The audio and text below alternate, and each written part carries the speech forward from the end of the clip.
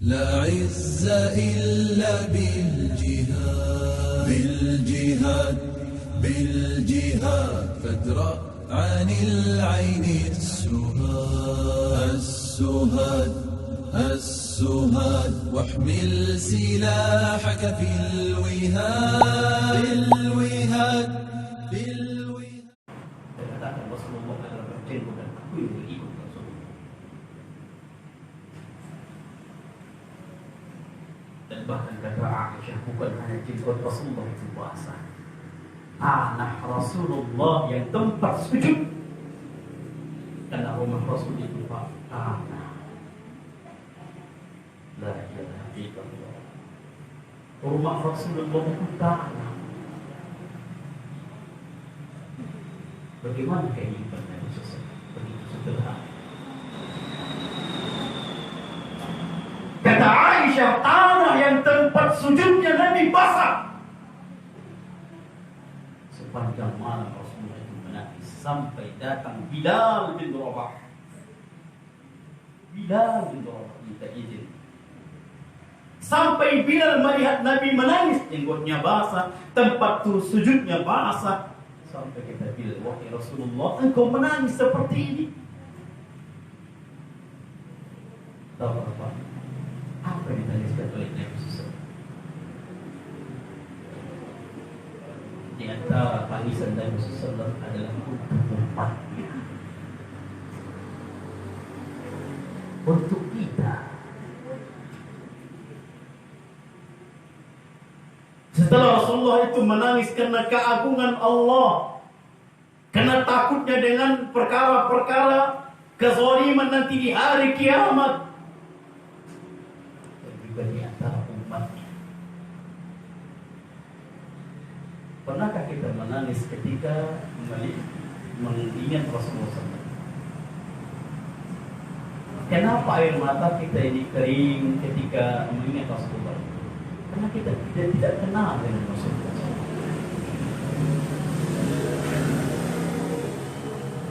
Padahal Rasulullah itu banyak sekali perjuangannya dengan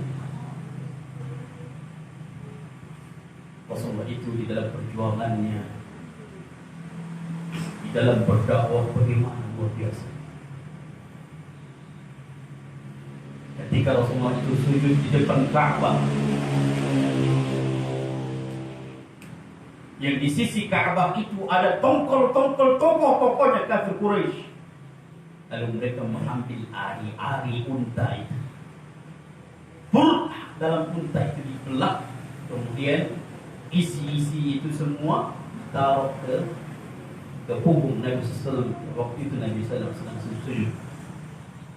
Dia sedang sujud, ari-ari unta itu ditaruh ke punggungnya. Lama Rasulullah itu bangkit. Gak mungkin orang-orang yang ada di sisi Ka'bah melihat Nabi SAW. Bahkan para sahabat melihat Nabi SAW seperti itu. Coba bayangkan kalau seandainya saudara ikhwan kita seperti itu dilakukan oleh musuh Islam. Para sahabat melihat, tapi kondisi itu lemah. Kondisi yang begitu lemah. Nabi saja mereka lakukan seperti itu. Bagaimana dengan mereka? Para sahabat yang lain. Datanglah anaknya Fatimah mengambil ari-ari unta itu sambil meneteskan air mata.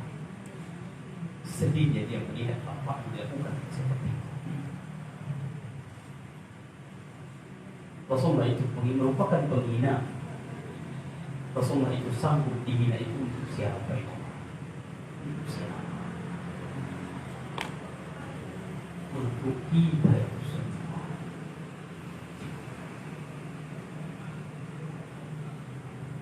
Betapa cintanya Nabi SAW kepada kita. Maka sungguh pantaslah kita mencintai Nabi SAW. Nabi dihina untuk umatnya, sangat pantas kita dihina untuk Nabi kita Muhammad SAW.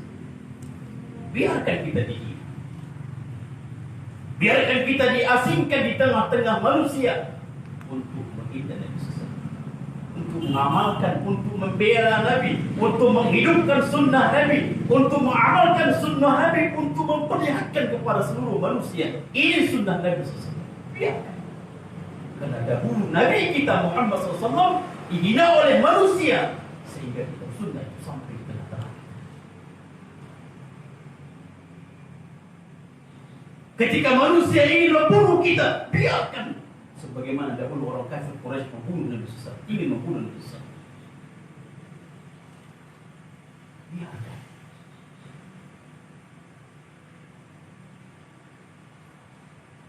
Karena di situ adalah pencipta kita Nabi SAW.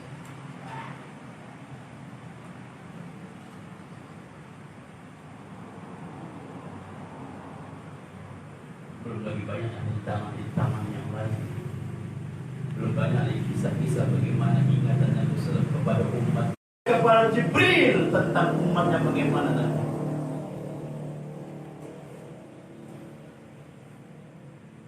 Dikabarkanlah Jibril bahwasanya nanti manusia yang begitu banyak antri di depan pintu surga. Pintu surga belum terbuka. Miliaran manusia di depan pintu. Apa namanya itu? Sempit. Karena pintu surga baru dibuka. Datanglah sesuatu mengketuk pintu lagi. Kata penghuni, kata penjaga pintu, siapa? Rasul mengatakan, Ana Muhammad. Allah ikhwan, ini pelajaran luar biasa. Ketawaduan Nabi SAW. Rasulullah tidak mengatakan, aku Rasulullah. Enggak. Rasul mengatakan, aku Muhammad. Menyebutkan nama beliau. Ketawaduan Nabi SAW. Betapa banyak sekarang ini hilang rasa ketawaduan itu ketika ditanya, siapa Ustaz Fulan? Kenapa harus disebutkan Ustaz itu? Siapa Doktor Fulan? Kenapa disebutkan doktor itu? Rasul ketika ditanya penjaga pintu surga, "Man siapa?" Dia mengatakan, "Ana Muhammad." Menyebutkan nama beliau. Kenapa dia disebutkan nama jati tertentu? Maka lebih aneh lagi, siapa? Haji Fulan. Haji itu bukan titel, itu ibadah. Coba bayangkan kalau seandainya haji yang 4 kali, ditulis haji 4 kali.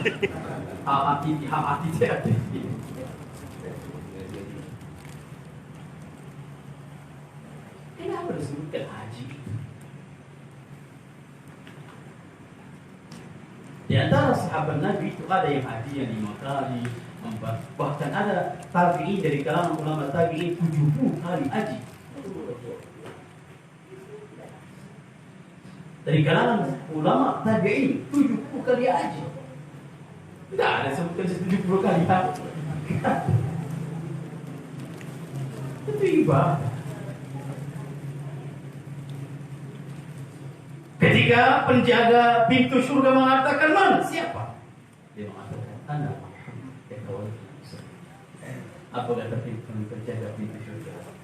Demi Allah, aku diperintahkan tidak akan membukakan pintu surga ini kecuali engkau yang pertama kali. Coba bayangkan ikhwan, kalau seandainya Rasulullah itu tidak datang, akan berapa lama kita menanti di dalam pintu surga tidak masuk-masuk? Itu pernah Nabi Sallallahu Alaihi Wasallam.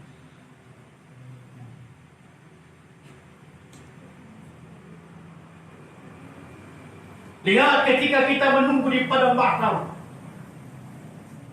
beribu-ribu tahun sampai kita sudah tidak sanggup lagi. Datang kepada Nabi Adam alaihi salam, ditolak. Datang kepada Nabi Nuh, Nabi Ibrahim, ditolak. Nabi Musa, Nabi Isa, ditolak. Sampai kita datang kepada Nabi Muhammad SAW. Lalu Rasul pun sujud. Allah mengatakan, wahai Muhammad, angkat kepalamu, sal. Ya Muhammad, irfa', sal. Wahai Muhammad, angkat kepalamu dan minta apa yang kau inginkan. Coba bayangkan. Itu karena Nabi SAW. Allah sungguh banyak sekali kisah-kisah seperti ini perlu kita baca. Bagaimana perjuangan Nabi, bagaimana cintanya Nabi, bagaimana sampai teringatnya Nabi kepada umatnya,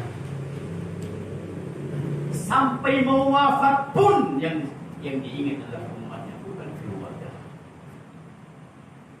bukan keluarganya, bukan anak-anaknya, umatnya.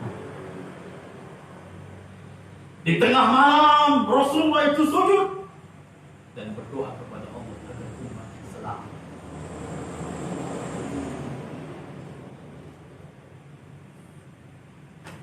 Kata Nabi SAW, setiap Nabi itu memiliki doa mustajab. Kata Nabi, seluruh para Nabi digunakannya doanya di dunia ini. Sedangkan aku doa mustajab itu simpan. Untuk siapa itu?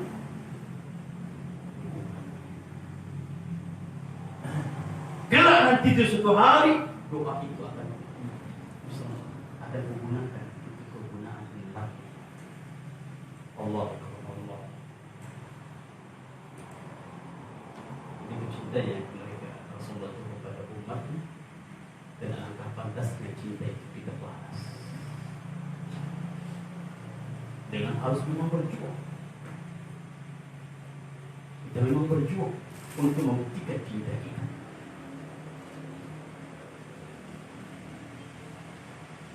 Makanya betul kata para ulama, ketika kita ada rasa-rasa lemah, rasa-rasa lemah di dalam mengamalkan sunnah, baca bagaimana perjuangan Nabi dalam hidup umatnya. Dan perlu kata para ulama ikhwan, termasuk bukti cinta kepada Nabi itu adalah dia tidak merasa bosan di dalam belajar. Tidak merasa bosan di dalam mendengarkan ucapan-ucapan Nabi, hadis yang bosan.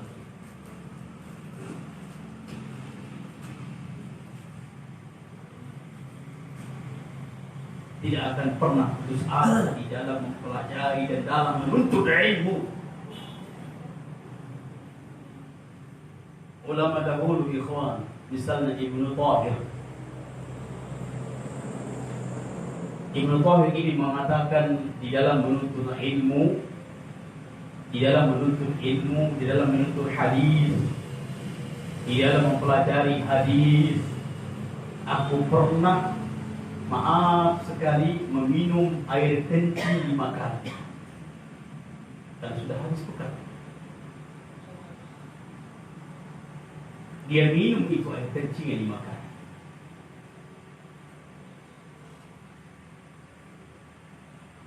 Dan bahkan dia juga pernah pingsan 2 kali. Pingsan di 2 kali.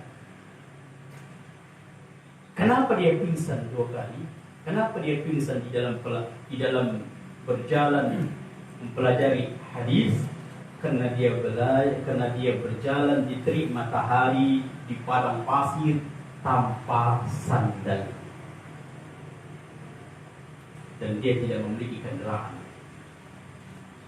Beberapa negara dia datangi, negeri Syam, negeri Baghdad, Irak, Mesir, Khorasan. Dia berjalan kaki tanpa kendaraan menuntut hadis. Puluhan bulan mereka hadapi berjalan menuntut hadis. cinta kepada Nabi SAW. Siapa di antara kita ini yang jauh rumahnya itu? Aneh.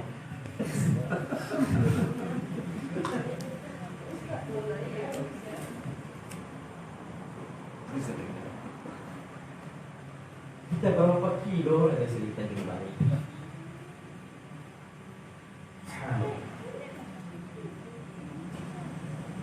Mereka itu luar biasa. Sampai pingsan di jalan. Pingsan di jalan di dalam menuntut hadis. Dia mau kendaraan, nggak ada kendaraan. Dia miskin. Akhirnya kemiskinan itu tidak menghalangi untuk menuntut ilmu hadis. Belajar, karena dia tahu orang yang belajar itu dicintai Nabi SAW.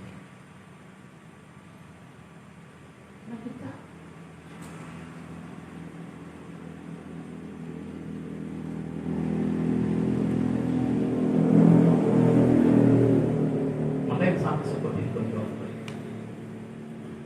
Yang pantas kata para ulama, makanya kata para ulama itu kenapa mereka tidak bosan dalam mendengarkan hadis, dalam menuntut hadis, dalam mempelajari hadis, dalam memahami hadis, dalam membaca hadis. Ada seorang ulama mengkhatamkan Sahih Al-Bukhari yang isi hadis Sahih Al-Bukhari itu 7.000-an setiap. Dia khatamkan mulai dari Isya dia khatamkan selama 3 hari 3 malam. Ribuan 7.000 hadis lebih dia baca selama 3 hari 3 malam. Bahkan ada ulama berjilid-jilid, puluhan jilid dia baca itu kitab, menghabiskan antara sampai zuhur dengan asar. Waktu zuhur sampai asar, puluhan jilid. Kenapa? Kalau setebal ini bukunya 300-an itu 1 jam kurang itu mereka habiskan. Nggak sampai 1 jam khatam 300 halaman lebih. Makanya mereka sampai asar itu sudah habis puluhan jilid.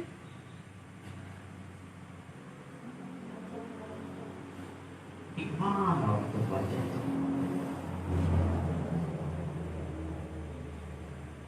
Kita segini belum khatam-khatam. Kocik ini. Berapa halaman ini? Masya Allah, hanya 120 halaman. Mereka sampai 500 halaman, 300 halaman, hanya 40 menit, tidak sampai 1 jam.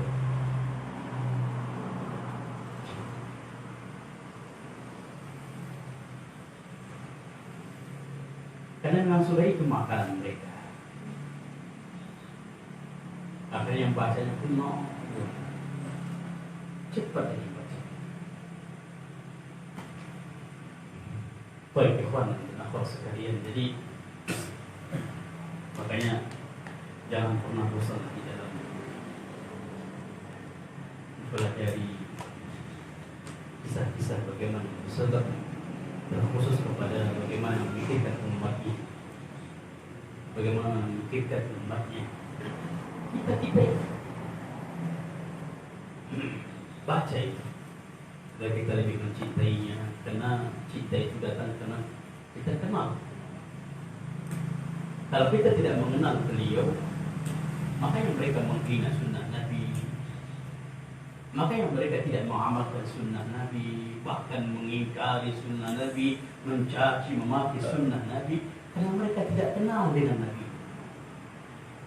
Kalau mereka membaca kisah-kisah yang seperti tadi,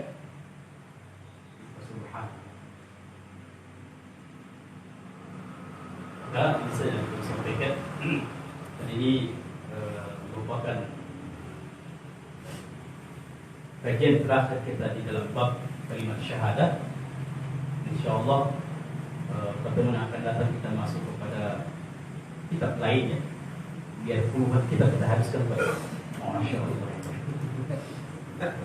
Di malam satu sifat sholat Nabi sudah selesai.